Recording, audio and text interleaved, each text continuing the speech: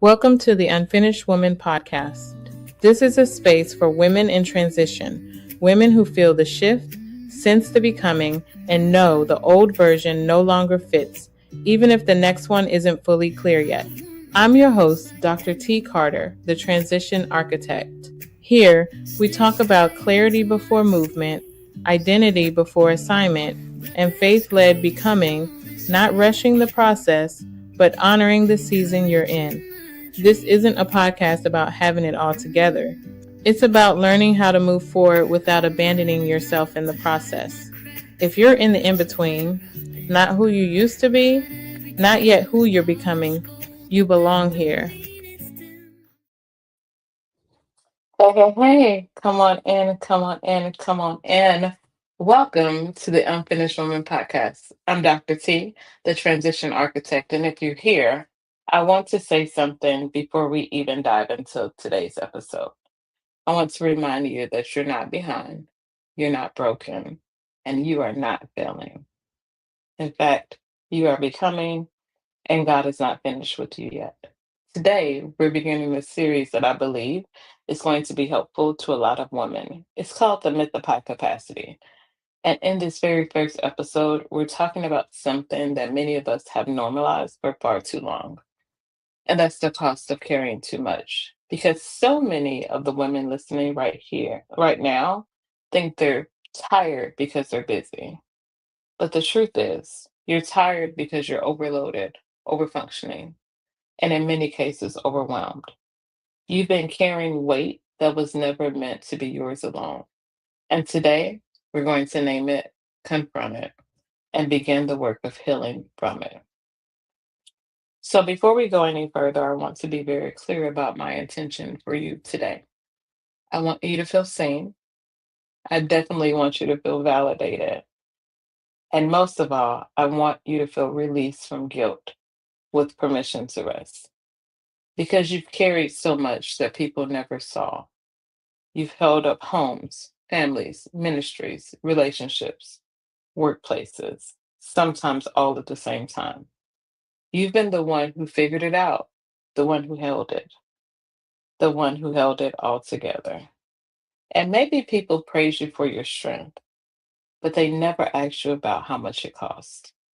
Because here's the truth that we often don't say out loud: your capacity has a cost, your strength, it has a story, and your survival has a scar. Carrying too much is not a badge of honor. More often than not, it's a warning sign. So let's talk honestly about the phrase that we wear so casually. I'm just high capacity. High capacity has become code for I don't ask for help. I absorb chaos. I perform well under pressure. I function through pain. And I want to say this very gently. Overfunctioning is often a response to trauma. Many of us learn to survive chaos so early in our lives that chaos feels normal. So we adapt, we adjust, we become the strong one. And eventually, that overfunctioning became an identity where people call us capable, reliable, strong, and of course, high capacity. But on the inside, we're exhausted. Some of us may be resentful, disconnected from what we actually need for ourselves, and pushing through pain that we've never taken the time to process. Sis, that's not strength, that is survival. And survival is not the same as stewardship. High capacity is not about surviving chaos. High capacity is about stewarding what God gave you with wisdom. So now I just want to slow this thing down a little bit and help you locate yourself. Here are some signs that you may be overfunctioning and maybe operating under the surface. You feel irritable and you don't always know why. You feel like everything depends on you. You don't know how to rest without guilt. The go-to person for everyone and everything. You're praised for holding it all together, but on the inside, you're quietly falling apart.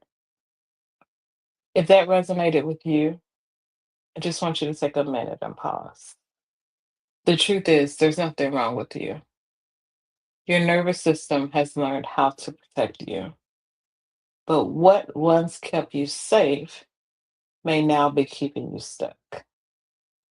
And I know this pattern intimately. I've been the woman who can juggle it all: kids, spouse, leadership, ministry, and emotional labor, all while telling myself, I'm fine.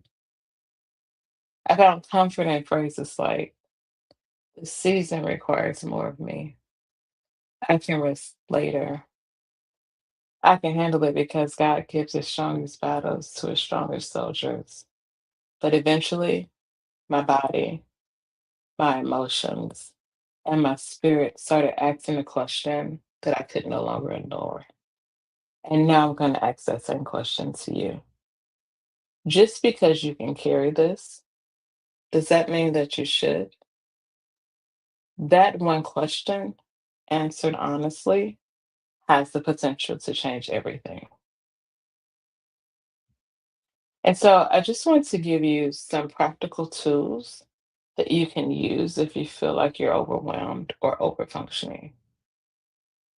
The first is I want to help you identify what we call subconscious overfunctioning. This is an invitation of awareness because you can't change what you refuse to name. So I want you to ask yourself these questions, but be very gentle with yourself. Where am I automatically stepping in, fixing, rescuing, or holding things together because it feels unsafe not to? Not because I feel called to do it, but because I've been conditioned to do it. That awareness, it isn't shame, sis. That awareness is actually freedom. Once you've finished that and you've identified where you may be subconsciously overfunctioning, the next thing I'll ask you to do is something that I call the capacity audit. This is a purposeful, intentional, and compassionate check in. It helps you measure where you're actually able to manage and sustain, not just what you've been conditioned to survive. Think of this as an inventory of your personal bandwidth. There are four questions that I'll ask you to sit with, be honest with yourself, and work through slowly. The first question: what am I carrying that God never assigned to me? Number two, what areas or things in my life are draining me?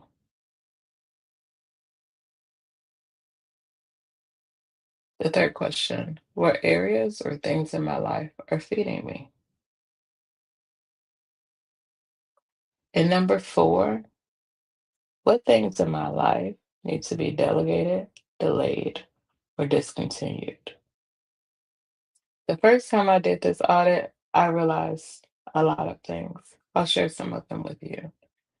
The first thing I realized is that I was carrying emotional labor that did not belong to me. I was overfunctioning for people who never learned responsibility. I had to be honest with myself and realize that I was saying yes to things that violated my capacity. And I was confusing faithfulness with exhaustion. It was a hard truth to face, but once I faced it, the clarity that I received began to replace the guilt that I was feeling. And that's where transformation actually begins. So after you complete the capacity audit, the next thing we have to do is do something with what we've learned. And what I'll ask you to do is simple. In this coming week, choose one thing that you can release. Because a lot of women don't rest because they think that rest requires a full overhaul. But transformation often begins with subtraction, one responsibility, one expectation, one unnecessary burden. So this week, I ask you to choose just one thing to release. Not everything, just one. Because rest doesn't start when we go on vacation. Rest starts when we give ourselves permission to change. Sis, hear me clearly. You were never meant to carry the weight of the world.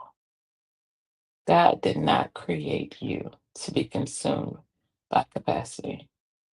He created you for alignment, for peace, and for sustainable impact.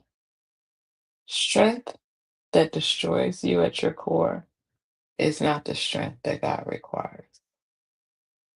Today, on this first episode, my goal was to help you see the truth about overwhelm and give you permission to release the things that are breaking you. This episode spoke to you. I would appreciate it if you let me know. You can leave a comment, send a message, or just share it with another woman who may be carrying too much in silence. So that's it for the first episode, The Cost of Carrying Too Much in this Myth of High Capacity series.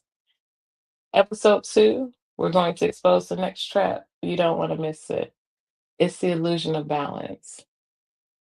And I hope you'll meet me there. But until next time, remember, you are unfinished, but you are not unworthy. And clarity is a guided journey. So I hope you join me for the next episode. I'll see you next time on the next episode of the Unfinished Woman podcast. I love ya. Before you go, take a breath. Remember, you are not behind. You are not late. And nothing about you is broken. You are unfinished on purpose. And God is still shaping you. If today's conversation resonated, stay connected. Follow the podcast. Share this episode with another woman who's becoming. And come back for more conversations rooted in clarity, identity, and transition. Every step forward doesn't have to be loud. It just has to be aligned. Honor your season. Trust your becoming. And I'll see you next time on the Unfinished Woman podcast.